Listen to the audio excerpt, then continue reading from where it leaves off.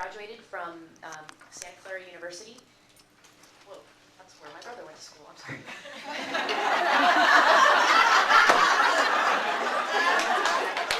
I've built a lot of credibility already. All right. It has been a very long day for me. So I actually went to Claremont and McKenna University. And that was a very expensive school. And I remember when I graduated from college getting a fairly high-paying job recruiting for CFOs. And this was during the startup age. And so I was making some pretty good money.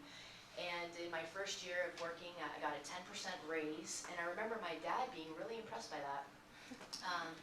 And then I decided to go into teaching. And that maybe not one of my better days. No. I felt a calling to go into teaching, and I love it. And I started out. I actually started at Northgate, and Northgate High School is an excellent school. It's in Walnut Creek, very similar socioeconomic to San Ramon Valley High School, which is where I'm very thrilled to be working today. And I love Northgate. I was a Bronco, and I received excellent training from a wonderful staff, lots of mentoring. The parents were very supportive. They clearly cared about education and their children, and rightfully so. They worked very hard to be able to live in that school district in Northgate and in Walnut Creek. And when the decision was made to give us the salary increase, at the time, I was a very new teacher at that time. I thought, wow, this is great. I've got another raise. And my dad just looked at me and rolled his eyes, and he said, you have no idea what you guys have just lost. You may not make very much money as a teacher, but your health care is a significant raise that most people don't have, and you need to make sure that you always value that. And he was right. Over time, I started to take a pay cut because I was trying to keep up with my health care. And I attended a lot of board meetings, just like I am tonight, in the hopes that by joining the conversation and trying to work with the school board and with the school district and with our community of teachers and parents, that we could somehow try to get healthcare back into the conversation. And unfortunately, that never transpired. And what I learned at these board meetings is I listened to people like I have tonight who had to make the decision between, do I want to pay for rent this month, or do I want to make sure that my children are covered for healthcare? And personally, I don't think that is a decision that you should ever ask a person to make, especially somebody who is college educated and is a professional, which is what we all are. So.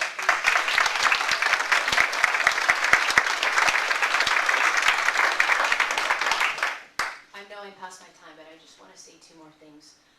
One, what ended up happening is a lot of people started moonlighting. Mm-hmm. So you may not have a lot of people leave in the first couple of years if you follow through with this decision, but you will have people who will start to supplement their income, which means they will, at night, they'll go work at a restaurant, or they'll work at Starbucks on the weekends. And I personally don't feel like you can be at your best as a teacher with students, communicating with parents, communicating with other teachers, communicating with students, if you're splitting your energy by trying to work a second job to cover your health care. I just don't think that you're going to get the quality teaching that students deserve. And this is supposed to be about giving students quality education. Thank you for taking the time to listen to me.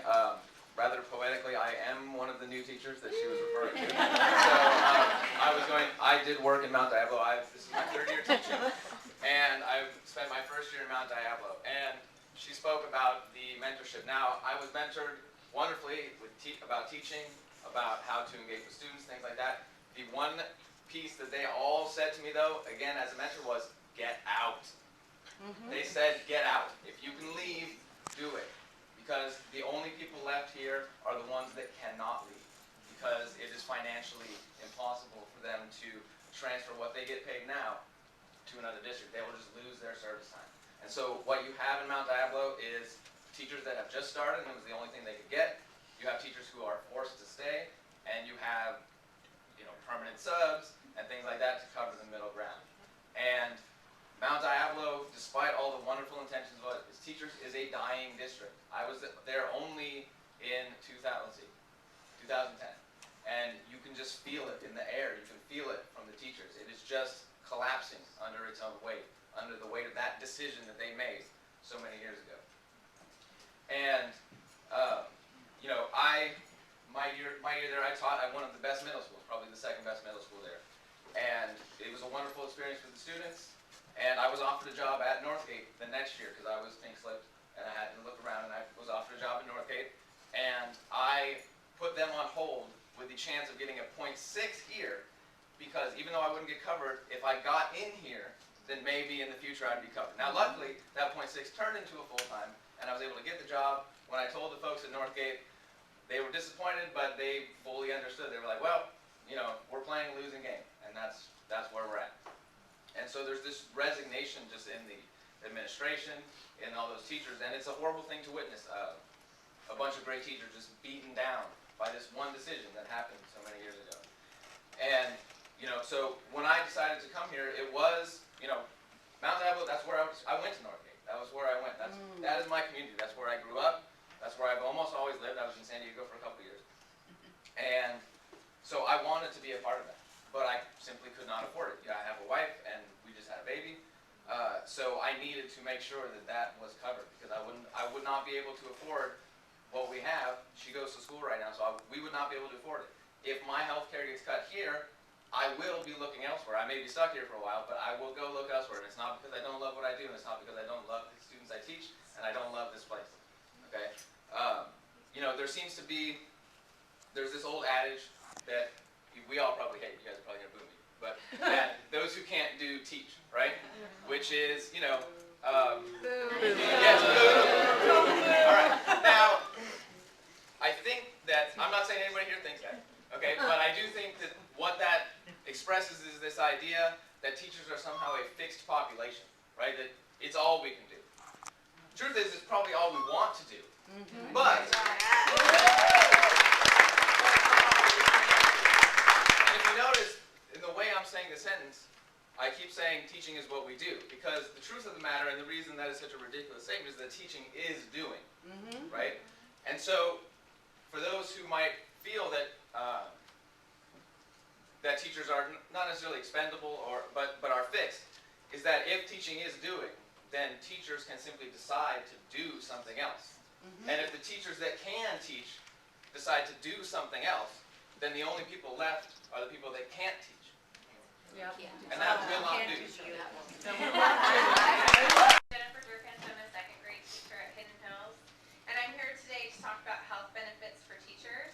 I've been teaching for over 13 years, and I have experience teaching at 5 different districts. I have personally seen 5 different groups of teachers and how those districts' decisions affect their morale, their passion for teaching, and their quality of teaching. I started my first 3 years of teaching in Southern California in a lovely district with all my health benefits covered. When I moved up to the East Bay area, I assumed that any district I chose would have the same benefits for teachers. I was interested in teaching in the Mount Diablo Unified School District because of the number of Title I schools and the opportunity to make a real difference in the lives of underprivileged students. I signed my contract not knowing that years earlier, the teachers had decided to get rid of health benefits in lieu of a significant pay raise. The problem was that since that time, the district had not agreed to any other pay increases for the teacher's salary schedule. So even though the salary was comparable to surrounding school districts, I had to pay out of my pocket every month to cover my medical expenses, which greatly reduced my monthly take-home pay. I could barely afford to cover my own health care expenses, and it was completely out of the question to cover my husband. He went without health care for 4 years. Our union and our teachers worked hard at the bargaining table to try to get even a cost of living increase added to our salary schedule after years of not changing. We showed our support in many ways and tried for years to have our voices heard. I have to say that teacher morale was rather low. You start to internalize the messages that you get from your district. You're not valued, you're not appreciated. I remember how the district used to send a little gift to the teachers during a teacher appreciation week. Our school would actually pack them up and send them back to the district office. We certainly did not feel that all our work and effort that we put into our teaching equaled the mug. It's certainly difficult to teach in such an environment. My husband and I had talked about having children, but we knew that it would be financially impossible if I stayed at Mount Diablo. It was with a heavy heart that I made the decision to move to San Ramon before we started trying. The fact that there were affordable choices of healthcare made me feel very welcome and confident when I started at San Ramon.